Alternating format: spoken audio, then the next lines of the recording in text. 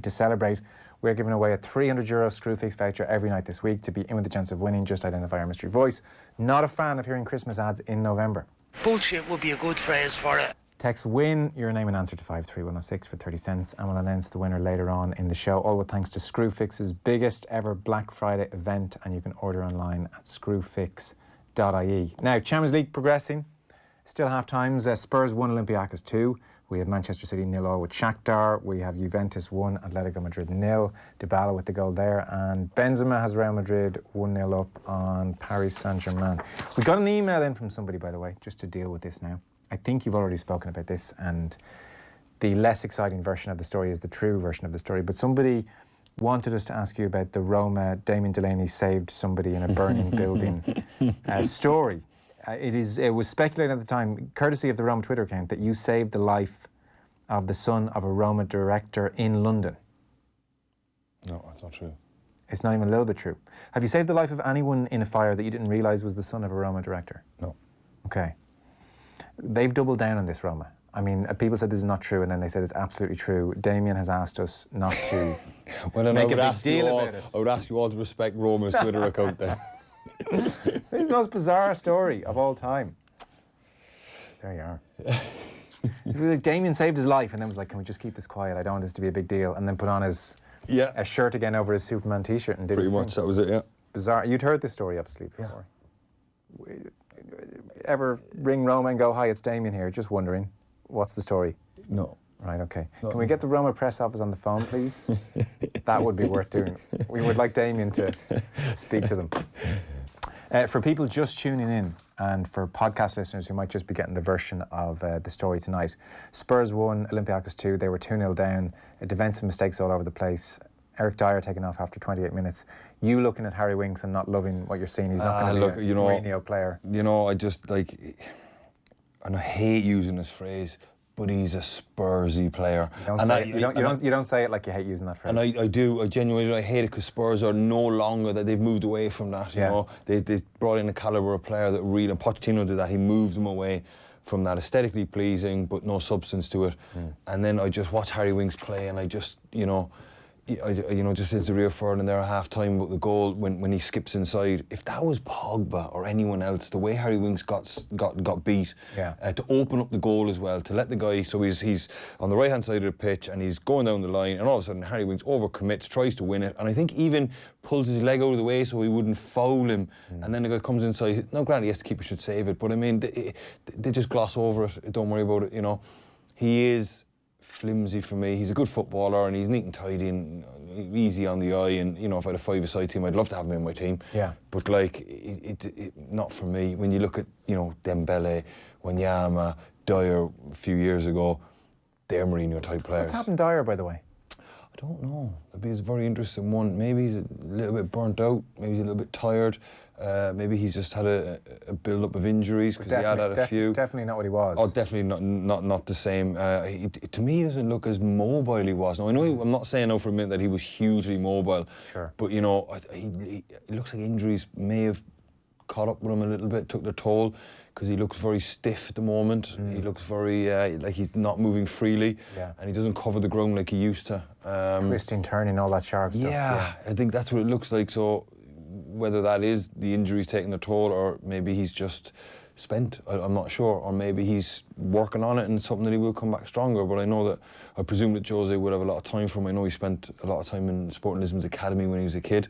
I think he was born in the UK, but he went to Portugal quite young. He's fluent in Portuguese, so I could imagine him and Jose having a nice rapport straight away. There's a sense already as we're talking, by the way, listeners, that there's a goal coming for Spurs, an equaliser. Started like really, they started the game how they should have started the first half, you know. And this is the type of half that Harry Winks could be very, very good, because they've got complete control of the ball. You know, he'll contribute. But when I worry about him and his type of player is when you start a game poorly, which happens. You can start a game, but you start poorly.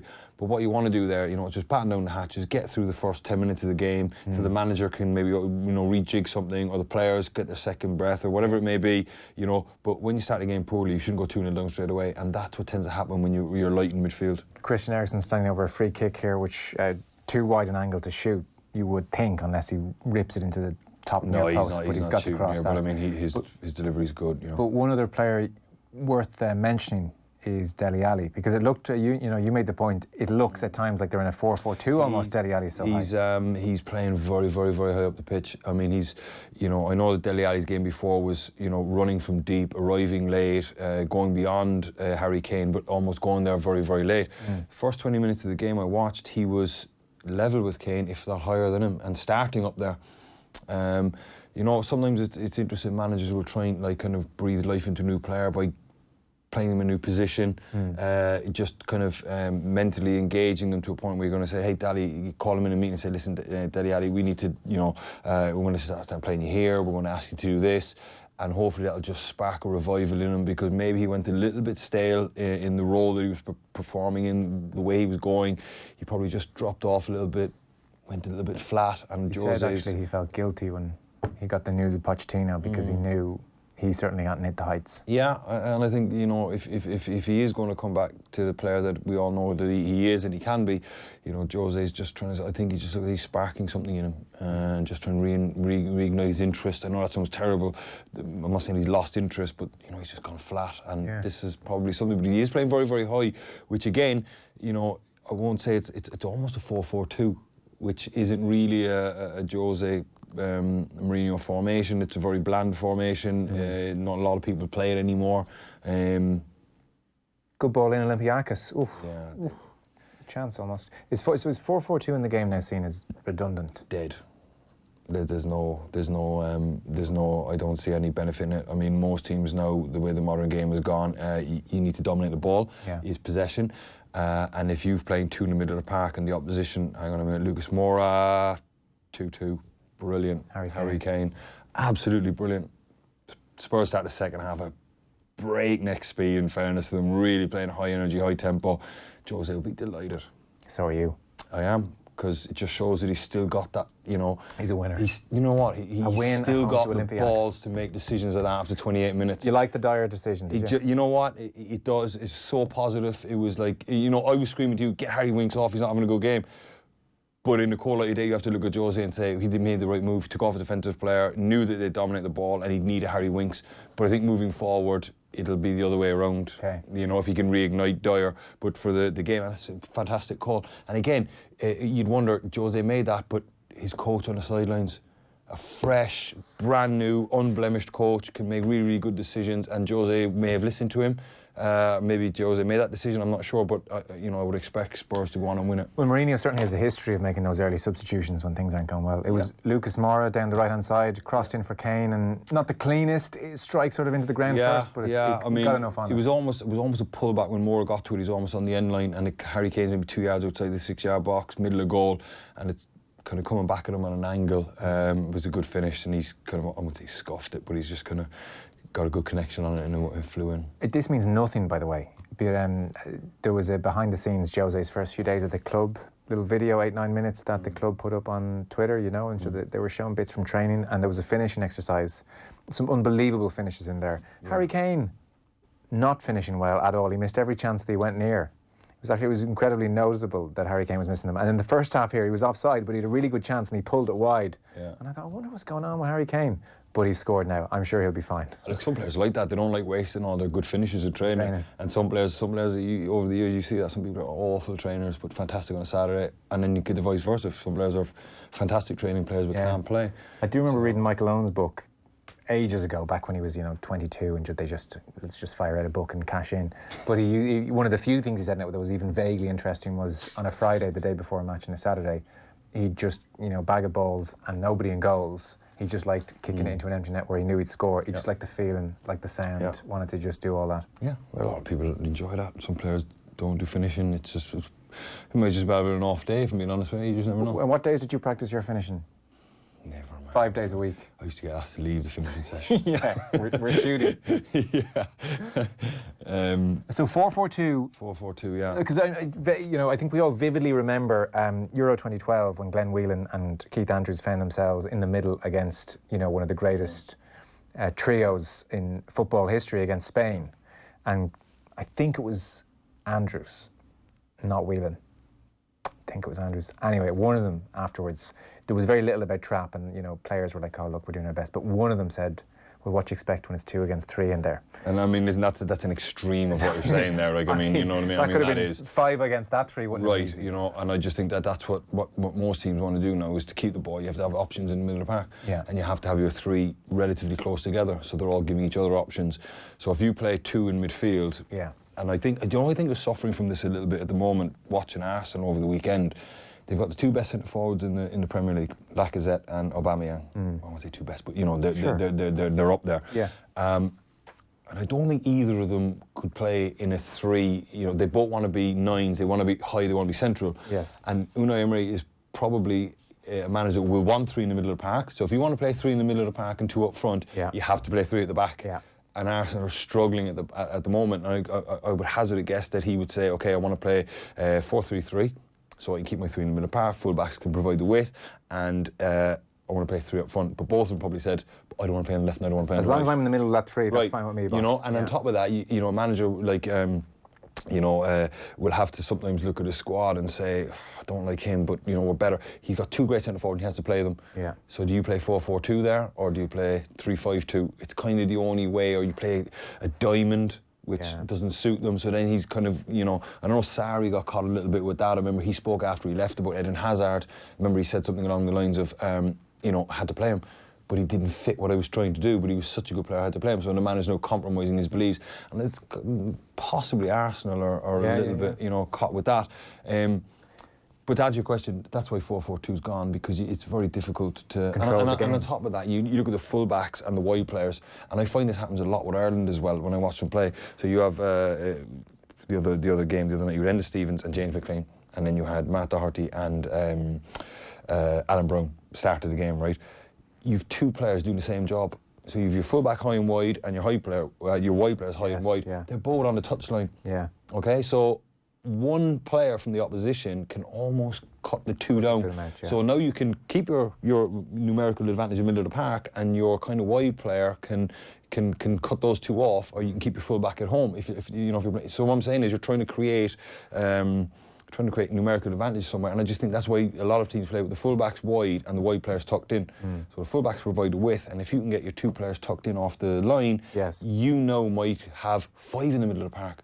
So if you're playing 4-3-3 and you've 3 midfield players and your 2 wide players tucked in, you've now 5 against their 4. Yeah, you're overloaded. Right. So what I'm saying is, but Ireland don't do that. Ireland play with the wide players, you know, and the fullbacks almost, the wide players are almost getting away with the fullbacks, because we've 2 very, very attacking fullbacks, and then the Steves and Matt Doherty. And I always found that with Seamus Coleman when he was playing for Ireland. When the ball comes to Seamus at Everton, he's not used to having a player in front of him. You know, the wide player at Everton was always tucked in. So Seamus would almost kind of be running forward, and you could see him going, I can't overlap because, you know, Johnny Walters is on the touchline. Do I underlap here? And all of a sudden, now he's bringing another player into it, and it just all looks a little bit cramped. You know, it looks cramped. It does, and that's what happens when you play with wide players on the same line as that makes total sense, to be fair. Yeah. And obviously, you know, when I watched the Ireland game the other night, I was thinking Glenn Whelan was looking to come and try and get the ball in between the 2 centre backs, and Jeff Hendricks was up alongside McGoldrick. So we were almost playing with, you know, Jeff was obviously told to stay high with McGoldrick, because if we go long, he's going to need support. So now you've got a gap of 40 yards between your number 10, which is Jeff, and your number 6 in Whelan. Yeah. And then Conor Hourihan has an awful tendency to come out into the left-back spot to try and get the ball. So now you look at Ireland's midfield, it is just vast, and then you wonder why we can't. So you always hear people talking about, you know, creating layers so you can pass through the lines. But to pass through the lines, you have to have players in between the lines. Ireland never do that. We talked a lot about this last week, so I really won't, trust me, listeners, if you're sick of this, won't spend much time. But obviously, I'm sure. Yeah, I don't want to go back to Ireland. Sorry, man. They'll appreciate what you're saying is very interesting tactically, but you had made those points to us in the stand, and it was visible anyway when you watched Denmark play it from the back versus Ireland, how much more difficult it was to be an Irish man in possession. Yeah. Particularly Glenn Whelan, as it generally was.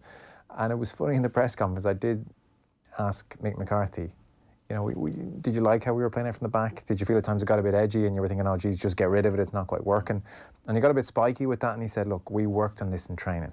Why did it end up keeping back to Darren Randolph then? Well, in like 9 times out of 10, we tried to play out and everyone went, I haven't got a forward pass. I haven't got someone in between the lines, so I'll go back to Darren Randolph. In the press conference, they don't let you ask follow-ups. Yeah, I know that. It's fine, man. But that was the. If he had worked on this so well, how was Hourihan there, Whelan there, Hendrick there, and Darren Randolph's having to boot the ball from a standing start in his end goal line? I always find that when it happens, if the ball comes from Darren Randolph to John Egan, and Conor Hourihan is standing in the left back spot, and then the Stevens is 10 yards in front of him, and then James McLean's 10 yards in front of him. You know, of 4 players in that loop up the thing, right? And then Glenn Whelan in the middle, you're number 9 and number 10 and Jeff and thing, and then on the other wing you have the other ones. Yeah.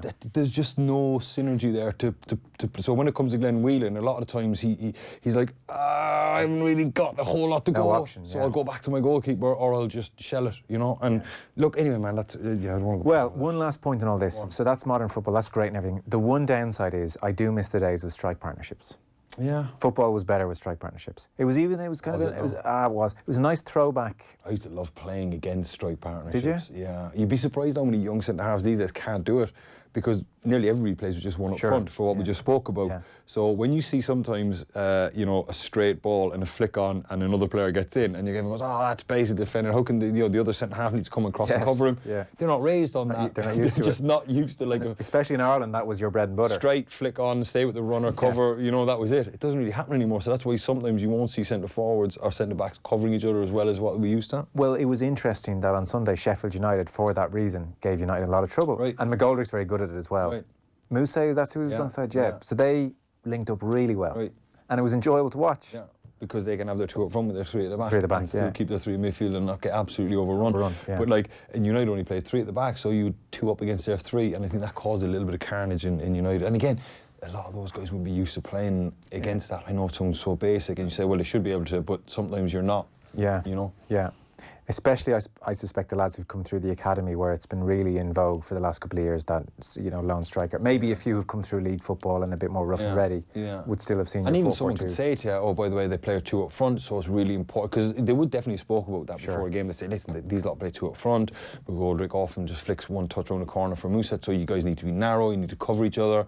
But in practice, you need to get it wrong once, and you're in trouble. Yeah. The one time that you hesitate or you expect the centre back to win it and he doesn't, so you get it right 9 times out of 10, but then once you might not, that's when you get caught.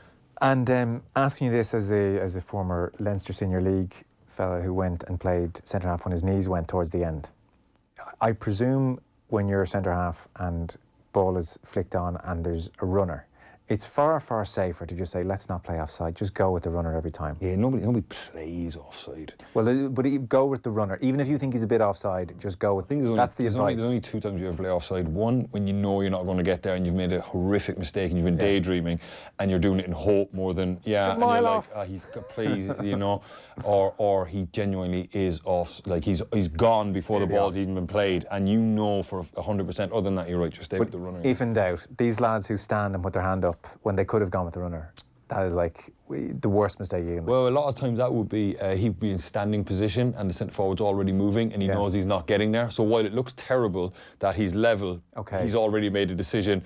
I'm on my heels here and this guy's already 3 strides in and he's gone. I'm going to gamble. I'm just going to really pray that the linesman, gives me something. So, that. Did you ever feel that the more impressive your Tony Adams hand in the air over to the linesman, he's a mile off, influenced the linesman? Did it make a difference? It did, yeah. VAR's ruined that now. Yeah, definitely, without doubt. Lads don't even appeal with as much enthusiasm because they know they're going to get caught in VAR. Gundogan scored for Manchester City, I should tell you, 1-0 up against Shakhtar. And still Spurs 2, Olympiacos 2, Madrid still 1-0 up on PSG, and Juventus still 1 up on Atletico. Just one last point then to round off that centre-half chat, because Phil Jones came up on the show with us yesterday. And we were, geez, poor old Phil Jones, what's going to happen here? Like, signed for 16 million sterling in 2011. He was starting for Blackburn from the age of 18. Alex Ferguson signed him at 21, said he had the potential to become the club's best ever player. I mean, that's a hell of a thing to say. Jones, arguably the way he's looking, could be our best ever player. I think he could be one of the best players we've ever had. No matter where we play him, at 21 years of age, he's going to be a phenomenal player. He can play anywhere on the pitch. Think 21, Alex Ferguson, who's no fool, is saying that about you.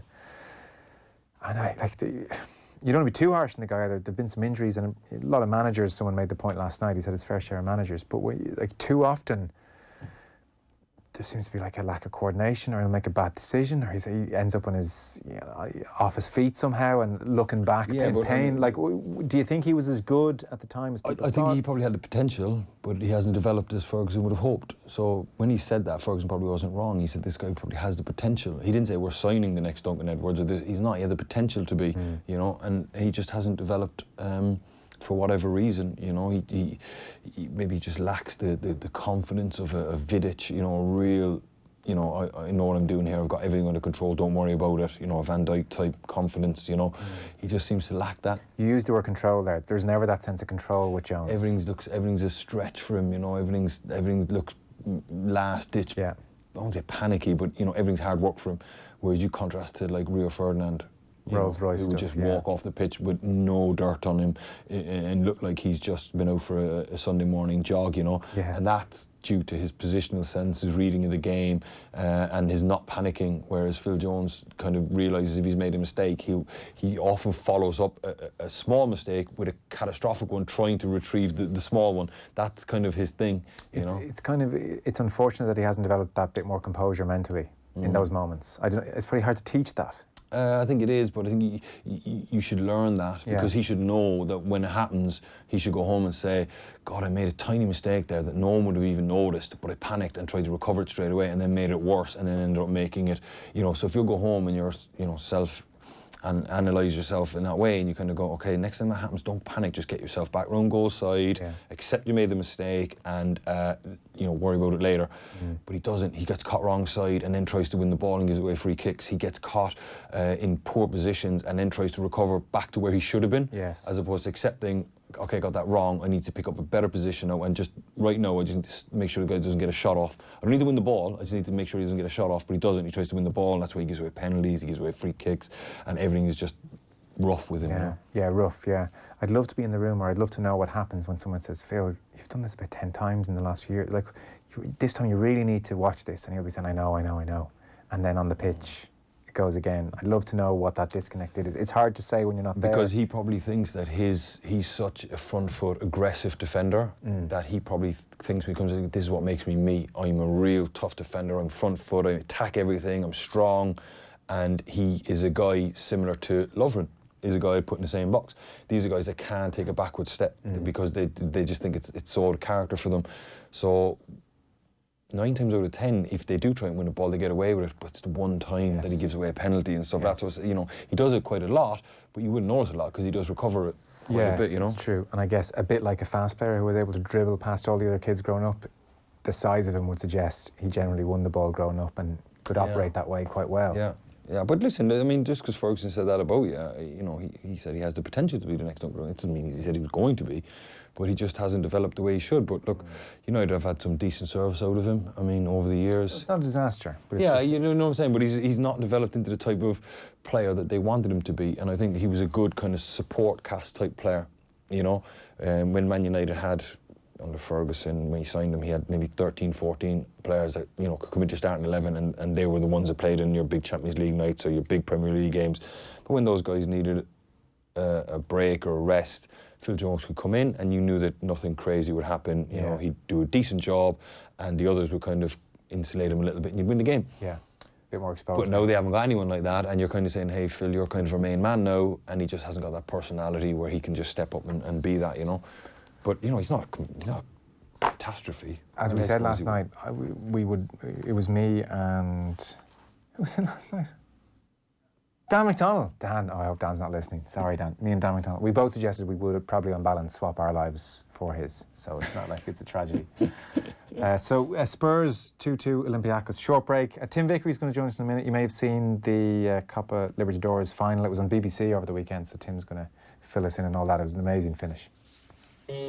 Football on Off the Ball with Paddy Power, the greatest football partnership since Jeff and Heskey. Down to business. As the year winds down, we're revving up for our last Your Town, Your Main Street of 2019 as we roll into the kingdom. We'll be broadcasting from the Plaza Hotel in Killarney on Saturday, November 30th, as our panel of experts give the town a health check. we'll be talking to Kerry businesses big and small, as well as chatting to some well-known Kerry faces. To be part of the live audience, simply go to newstalk.com/events and register for your free ticket. Your town, your main street. On Down to Business. Live from the Plaza Hotel in Killarney on Saturday, November 30th. Proudly sponsored by IE Domain Registry. On News Talk. Do you remember Istabrack winning the Hatton's Grace? There are 3 Grade 1 races on December 1st. Can you keep up with the pace? It's 10 years since Hurricane Fly won the Royal Bond. Of Willie Mullins hurdler, we were very fond. The Drinmore can-produced Cheltenham Gold Cup winners you know. Sure didn't Don Cossack deliver? 5 years ago. But who will be the ones to ensure new memories are made? Perhaps it will be the magical mare, Apple's Jade. The Bar 1 Winter Festival at Ferryhouse, November 30th and December 1st. Visit ferryhouse.ie. Everybody reacts differently to the shocking affordability of the Dacia Duster. The opportunist, I've heard enough, where do I sign? The skeptics, 0 deposit, too good to be true. And our competitors, shocked into silence. The Dacia Duster from just €75 per week and absolutely 0 deposit. Whatever your reaction is to Ireland's most affordable car brand, there's one waiting for you. Visit your local Dacia dealer today. Finance is made under a hire purchase agreement. Terms and conditions apply, subject to lending criteria. See dacia.ie. So, when we walked back in on Christmas Eve, there was this gorgeous spread. Oh, hot chocolate, mince pies, Christmas cake, spiced beef, and actual eggnog. Have you ever had eggnog? Oh, my. Hayfield Manor. This is the year for your ultimate Christmas experience, encompassing 3 glorious days and nights of the best luxury accommodation, dining and entertainment. Call us in Cork or log on to Christmas at Hayfield Manor. At Experts Electrical, our Black Friday offers are smart, really smart. Enjoy savings of up to 40% across all departments. Samsung, LG, Sony, Whirlpool, Dyson and more. What's even smarter is, at your local Experts Electrical store, Black Friday runs all week long. Don't miss it. For all our offers, visit expert.ie today. 3, 2, 1, lift off! What have you done with my OCT eye scanner? I'm supposed to be doing an eye scan with Mrs. Green. We launched it, like you said. I meant launch it to the public, not on a rocket. You know, by telling them how it takes a hospital-grade 3D image that can help detect eye conditions up to 4 years earlier. Oh, sugar. And that it's available at Specsavers. And now also in outer space? Introducing our most advanced eye exam with OCT scans. Search Specsavers OCT to find out more. Charge applies. OCT available at selected stores. You're probably familiar with stickers and bags coming through your letterbox asking for donations of clothing and other items. The Charities Regulator are urging those who wish to give to a charitable organisation to check the Charities Register before donating. Legitimate charitable collections should clearly state the charity's name, contact details, logo and registered charity number. You can check the Charities Register at www.charitiesregulator.ie. Supported by An Garda Síochána. Have a great evening with itsforwomen.ie. Don't live your life on hold. Get a quote now at itsforwomen.ie and see why we're trusted by over 130,000 women in Ireland. Off the ball. This is News Talk. And as advertised, we are joined by Tim Vickery. Hi, Tim. Very good evening to you, Joe Molloy. How are you? Very well. I missed you on BBC at the weekend. I was disgusted. I tuned in. I was looking forward to this game. I tuned in. I saw Chapman and friends in the BBC studio. And at one point, he said to Jonathan Wilson, and as Tim just said in his package, and I said, I bet that's Vickery. That has to be Vickery. Guilty as charged, sir. Guilty as charged. You were on prime time, Tim. You made it big. Yeah, I was otherwise engaged, though, during game time. Otherwise, they might have hauled me in for more. I was doing the international feed from Buenos Aires, which was... so I had to go down on the Friday morning. I went down from Rio to Buenos Aires, accompanied on the plane by a plane load of Flamengo fans on their way to Lima. Now, get out the map. Look at the map, and you will see the insanity of that. You know, they're going a fair way south in order to go a long way north, but it was the only way they could get there. The sacrifices that the fans made to get to this game, quite extraordinary. It's one of those games that no one who was there will ever forget it. I suspect that in 20 years' time. It'll be a little bit like the first Sex Pistols concert. You know, every Flamengo fan will be saying, "Yeah, I was there. I was there. I was 70 hours on a bus to get there." Long, sad journey for the River Plate fans who made the trip up to Lima. But I suppose when we knew it was going to sacrifice the fans, and that is the downside of this new policy started this year of having the one-off game on a neutral ground. It is hard on the fans because South America is not Europe. The distances are vast, travel is expensive, income is badly distributed. But I think the authorities will concede that they will happily hold the opinion that the change has been vindicated, because there were two real justifications for it. Number one, they were very keen on getting a wider international audience, and this they have done. As we were saying there, it was on BBC TV live. Now, that's never going to happen if it's two games in the middle of the night. But one game Saturday afternoon, our time, Saturday evening, your time, yes, they got a wider audience. And the other justification was, or the hope beforehand, you're going to get a better game. You're going to get a better standard, a better quality of spectacle. And I think that happened as well, because it was certainly dramatic. You know, so often when it's at the old home and away format, if the home side's winning, then the ball boys will all disappear and the clock will be run down and the old shenanigans will come out. You get less of that, I think, on a neutral ground. So although the fans were sacrificed and many fans priced out of this showpiece occasion, I think one conclusion of Saturday's big game is this new format is here to stay. So Flamengo, for a moment, just to put them into context, River Plate I think we talk about a bit more from time to time, crowned Brazilian champions for the 7th time in their history, the first time in 10 years, the day after this final because of results elsewhere. So that's a good 24, 48 hours for them. And we've all seen pictures of the homecoming. Now, I remember from being in Rio during the World Cup that Flamengo was a very beautiful part of Rio, right in the coast, very stylish. And I was told that all the Brazilian soaps are often based in places like Flamengo, and that unlike the UK, where they kind of go towards more the working class areas and Coronation Street and EastEnders. Ain't that the truth? I'm speaking to you from Flamengo right now. There are plusher neighbourhoods. The plusher neighbourhoods along the coast, the Copacabana, Ipanema especially, Ipanema and Leblon, where most of the soap operas are based. But that's a very true sociological observation. English soaps tend to revel in traditional working class culture, whereas Brazilian soaps are much more aspirational. But the story of Flamengo is, this is a club that began life as an elite club, as the vast majority of Brazilian clubs did. But during the 1930s, they had a very bright president who saw the way that the political winds were blowing. There was a new Brazil with a new identity. The samba musicians who'd earlier been persecuted were suddenly being lauded as national heroes. And Flamengo signed the leading 3 black players of the day, and it gave them a complete rebranding. They really acquired the popular touch.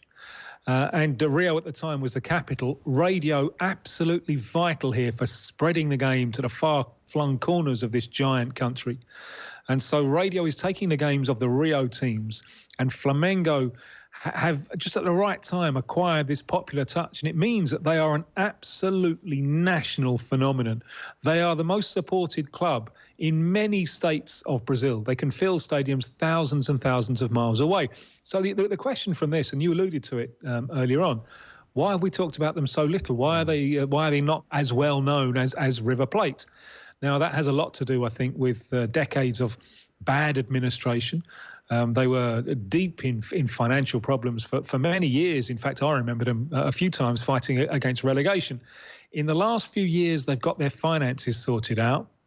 Then they went shopping, and the final piece of the jigsaw was bringing in the Portuguese coach, Jorge Jesus. Now, what happened on Saturday, I think, could not only be a kind of the one mistake from Lucas Prato of River Plate. And the game was won for River Plate. River Plate had won the game. Lucas Prato, the reserve substitute striker, the hero of last year's finals against Boca Juniors. He scored in both legs. The villain, very much of this one, came on, looked in no kind of nick at all, wasted a few promising opportunities, and then dwelt on the ball twice. And River Plate had men forward, committed. He had one warning when he nearly lost the ball, and then he lost it. and Flamengo went right down the other end and equalised. And that I think, that error, it could turn out not only to be a game changer, but to be a sport changer. Because had he played taken a more rational option, played a hopeful forward pass, or even blasted it into row Z, River Plate win the game. And Flamengo would be then domestic phenomenon. They've rolled over Brazilian opposition. They haven't been able to do it against foreign opposition. Now, Flamengo have the chance to fulfill their potential as a genuine global powerhouse. They've got the World Club Cup coming up next month, when obviously they're dreaming of taking on Liverpool. They've got a place now in the new FIFA's new expanded World Club Cup in 2021.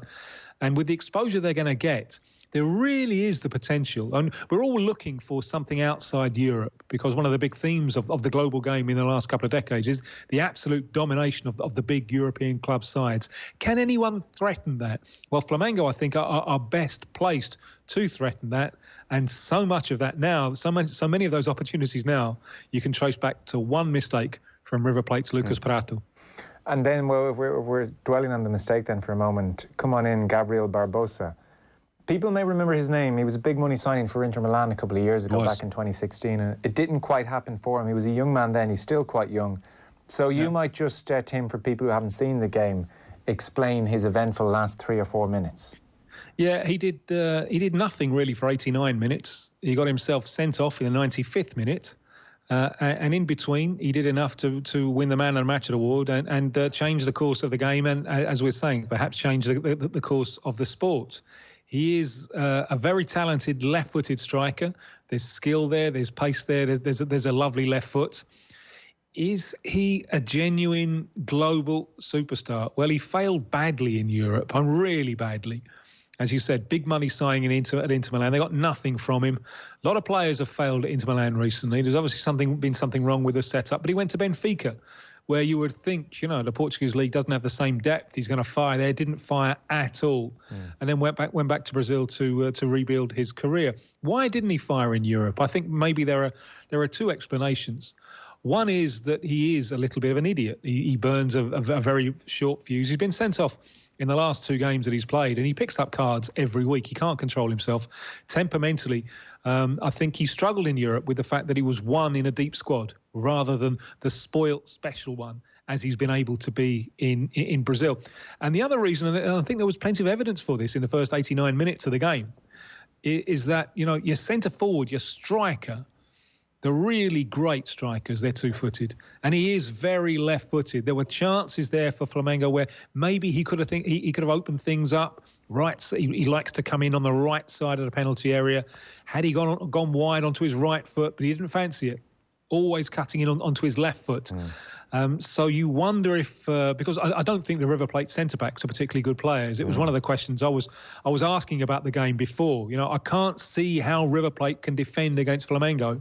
Well, in the end, they couldn't. It took 89 minutes for the wall to collapse, but it did collapse. You wonder against the world's great centre-backs. But we could well have a chance to see that fairly soon, because if it is Flamengo against Liverpool in the final of the Club World Cup, then let's see him against Virgil van Dijk. So he scores, booked for removing his shirt, scores again, then a River Plate player gets sent off. He sarcastically claps the referee at that decision, and then he gets his second yellow.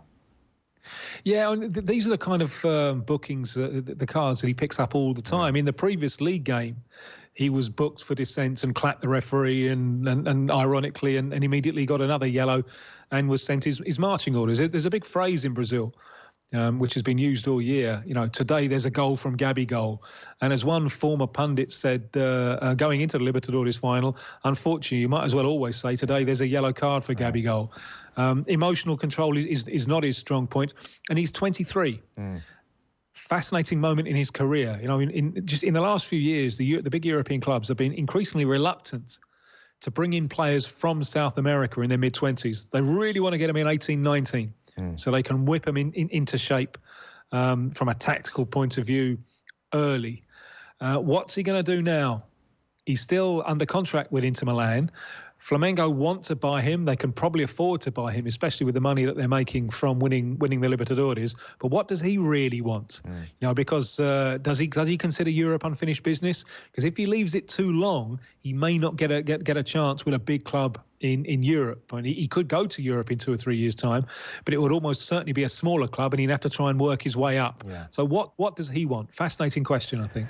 Yeah, because I do take your point about the defending on board, very much on board, because even the second goal, I didn't realise he was so left-footed, but the defending for the second goal where he's in a 2v1 and they managed to head it over to his left side. Routine punt up front. You've got two centre-backs there. I don't particularly rate either of them. Martinez Cuarta, the young one, there's a fuss being made in him in Argentina, and he recently played for the Argentine national team.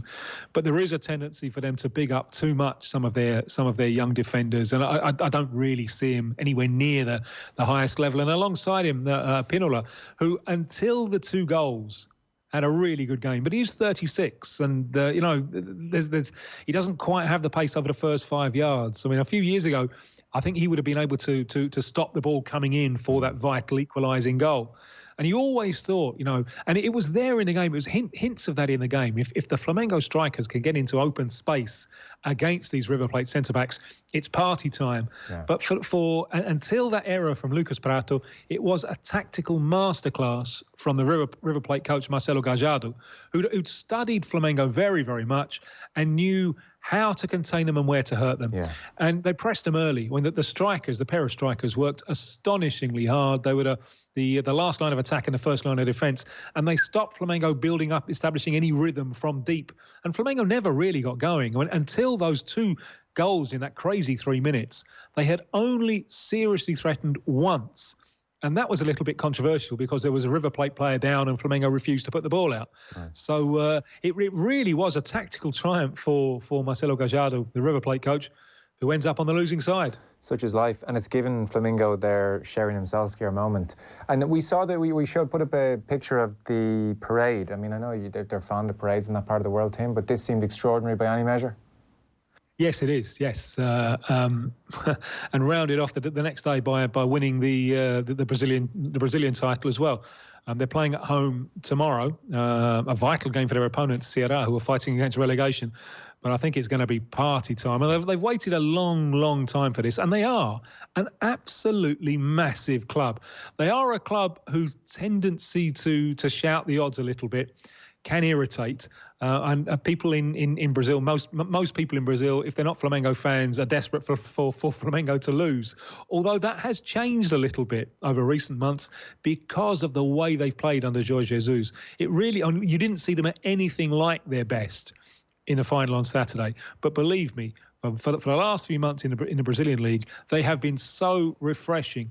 Most Brazilian clubs defend deep, and it's an empire of caution with coaches afraid to lose their jobs and playing defensively. Jorge Jesus has come in with a totally different philosophy, high defensive line, throwing 8 men forward. It's been fabulous to watch, and even some people who traditionally despise Flamengo have been getting behind them and were delighted that they won on Saturday. Who's Tim Vickery's Brazilian club of choice, by the way?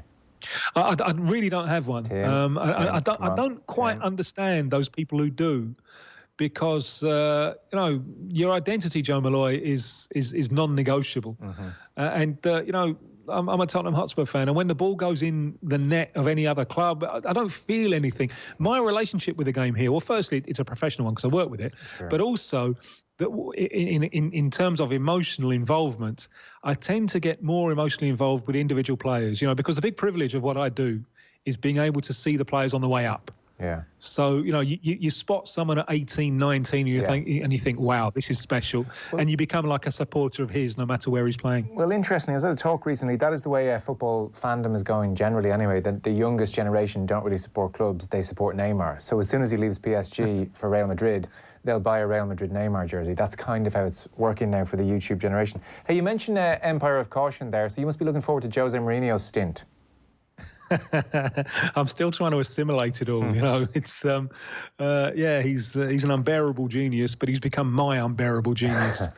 Yeah, well, I wonder. It's not a natural fit, is it? No. He is an I've been enjoying, just seeing, talk about the YouTube generation. I've been enjoying on YouTube seeing his contributions to punditry this year, and because it really has been a voyage inside his mind, and you see the structural way that he breaks down the game, and you see that the clarity of thought and he's clearly been able, over the course of his career, to pass on the clarity of thought to his players. And sometimes I've wondered in recent years if the kind of personality that he's created has got too big and he's become a little bit of a prisoner of this personality. But I did enjoy that line in his opening press conference there at Tottenham, saying that he's not going to make the old mistakes. Any mistakes he's going to make now are new ones. It's a little bit borrowed from Mike Tyson when he came out of prison, and Tyson said, "I'm not going to get ripped off by all the old people. I'm going to get ripped off by new people." So Tyson probably did it a little bit better. But part of the knack in this world is to know to borrow from the best, and Mourinho did with that quote. Okay. Just very finally, to extend the Empire business a touch further, not that this is crucial, but why was the trophy brought onto the field at the start of the game surrounded by fully kitted out, authentic, straight from the movie stormtroopers? I absolutely have no idea, and I was commentating. I was on the international feed at that time, and well, what on earth has this got to do with it? You know, I was desperately struggling for any references that I could make to Death Stars and so on. But no, it made absolutely no sense to me whatsoever. Just part of the fun of the fair, I suppose. Yeah. Is there a new film coming out? Is there some? We wondered. Yeah, there must have been something like that. But nobody. Oh, there is a new film coming out. There is, isn't there? There is. That rings a bell. That rings a bell. Right. So the South American Confederation have probably earned some money for it, which is, after all that corruption scandal a few years ago, trying to earn some money is fairly high up their list of priorities. So if you made an offer to call it the Joe Molloy Copa Libertadores, they'd probably consider it. Well, we have the resources here to think about that, Tim. So we might get on that.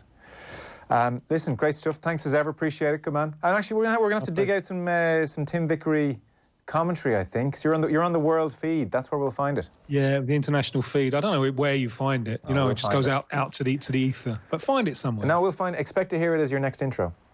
Look forward to it. All right. Thanks, Tim. See you. Cheers.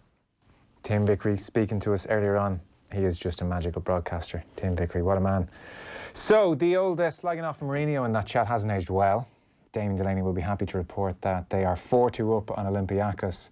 Incidentally, Graeme Souness in agreement with you. I think he was on Virgin Media Sport tonight. He reckons Mourinho's rival at Spurs has come at the right time.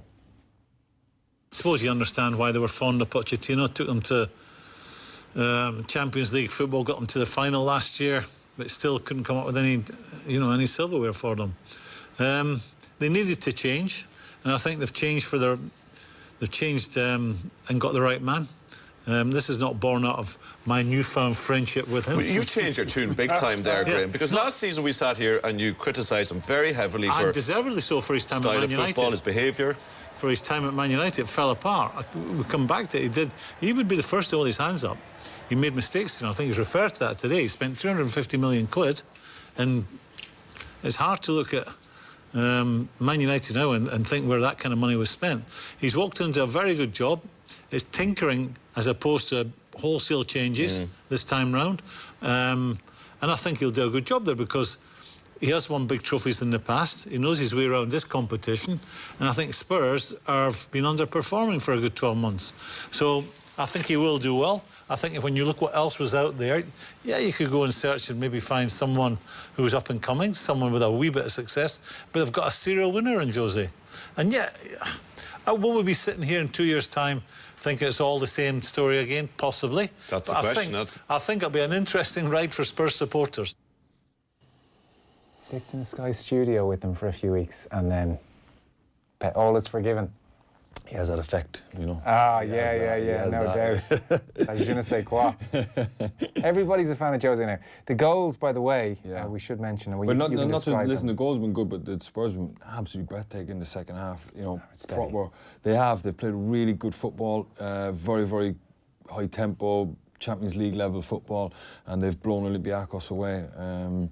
The goals... Harry Kane on 50 minutes. Yeah, Harry Kane. Mentioned that one. That was the Mora down the right-hand side and scored it. So, Aurier made it 3-2. What happened here? Dele Alli, who was showing signs consistently there that he is getting back, picked the ball up in the number 10 position, made a run, lovely bit of footwork, done dug a cross out, which somehow found its way, with the help of a slight deflection from Son, all the way to the back post, and Serge Aurier hit a half volley as sweet as you like across the goalkeeper in the far corner. And then the fourth goal was a free kick wide. Ericsson, fantastic delivery. Harry Kane just arrives and just kind of glancing header into the far post. 4-2, when they've been well deserving of this. Yeah. Virgin Media Sport, by the way, over 400 UEFA Champions League, Europa League and Nations League games live this season, available to all Virgin Media TV customers who can also download the TV Anywhere app. Check out the hashtag #WeFreeSport. So 4-2 Spurs. Yeah, but I mean, listen, just to go back to the Spurs thing, that like they shipped 2 goals early here against Olympiacos, and they shipped 2 late against West Ham the other week, and I think it could be possibly a 5th coming up here now. Olympiacos have done okay. Jose will definitely, when he sits down in with his coaching staff in the morning, they'll be discussing that. When they go out of games and they're not utterly dominant, like they have been in the second half here, and like they were in the first half against West Ham, why do we ship 2 goals? Because you're not going to show up the game of football and dominate it and run with it all the way. So you're going to have to find a way of that when you're not playing well, be solid and wait for good spells in the game. Well, that's one thing you would think he'll be able to do, so I suspect he'll get that right. We're going to have a very final run-through of all the scores and very final thoughts from Damien in just a second. Off the ball on News Talk. One car has been there throughout your life. You sat in and you were ready. It gave you your first taste of freedom. It took you on your first road trip. It dropped you off at your first job. You even had your first kiss in it. It was your first love. It was your first Opel Corsa. The German car that was a big part of your life. And it still is. It's time to fall in love all over again with the brand new Opel Corsa. With low emissions, a sleek new look, that German safety standard. It's a whole new Corsa for a whole new decade. Discover the new Opel Corsa at your local Opel dealer event, November 29th to December 1st. Register your interest now at opel.ie. Over the last number of years, AIB have been working to build a more sustainable business. We have invested in wind energy projects, launched a €5 billion climate action fund, signed a low-carbon pledge, and yet it's still not enough. We will keep telling ourselves that every day. AIB alone is not the solution to climate change, but we're doing everything we can to be a part of it. AIB, we pledge to do more. Allied Irish Banks plc is regulated by the Central Bank of Ireland. At Virgin Media, we believe in fair play. That's why we are freeing sport for all our TV customers. Want football as standard on your plan? Done. Sit back and enjoy all the thrilling action from the UEFA Champions League and UEFA Europa League on Virgin Media Sport. Together, we've got every kick, tackle, shot and goal. So it's the perfect time to join. See virginmedia.ie. We free sport. Nearly 1 million people in Ireland have high blood pressure, a major cause of heart disease. And high blood pressure usually comes with an even bigger problem, a lack of symptoms. Drinking too much alcohol can raise your blood pressure and your risk of heart attack or stroke. Look after your heart. Reduce your alcohol intake and ask your GP or pharmacist to check your blood pressure regularly. Find out more about how alcohol impacts your health at askaboutalcohol.ie from the HSE. You're probably familiar with stickers and bags coming through your letterbox asking for donations of clothing and other items. The charities regulator are urging those who wish to give to a charitable organisation to check the charities register before donating. Legitimate charitable collections should clearly state the charity's name, contact details, logo and registered charity number. You can check the charities register at www.charitiesregulator.ie. Supported by An Garda Síochána. This is Dr. Laura Heavey for Médecins Sans Frontières, Doctors Without Borders, making an urgent appeal. This Christmas, our emergency teams will volunteer their time and skills to provide life-saving medical care at the front line of crises in Yemen, South Sudan and the Ebola outbreak in DRC.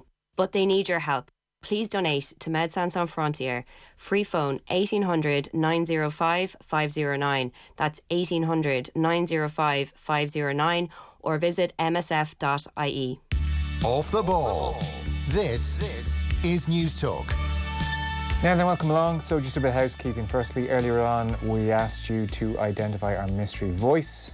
Bullshit would be a good phrase for it. Brian Kerr would be a good answer. Colin Grealish, well done. You've won a €300 voucher with thanks to Screwfix, their biggest ever Black Friday sale on Monday, 2nd of December. Tomorrow morning, 7:30, OTBAM coming your way on offtheball.com and the Go Loud app. Damien Delaney, to recap on everything, Real Madrid 2, PSG 2. Benzema scored a second, put them 2-0 up. Mbappe made it 2-1, playing in front of his future adoring Real Madrid fans.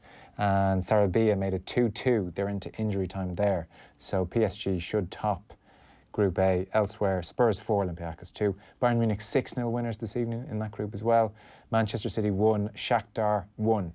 And Juve beat Atletico by 1-0. Further fueling the sense Man City not quite. Like 1-1 at home to Shakhtar. Yeah, it's not right. It's the back four isn't what it should be, you know, when you've got people like Angelino and stuff. We might have a look. We'll talk a bit more about Man City tomorrow, get a look at highlights and see a bit of that game. So we're back tomorrow. Liverpool and Chelsea in action. Champions League night tomorrow. Tom Dunn's on the way next. Good luck.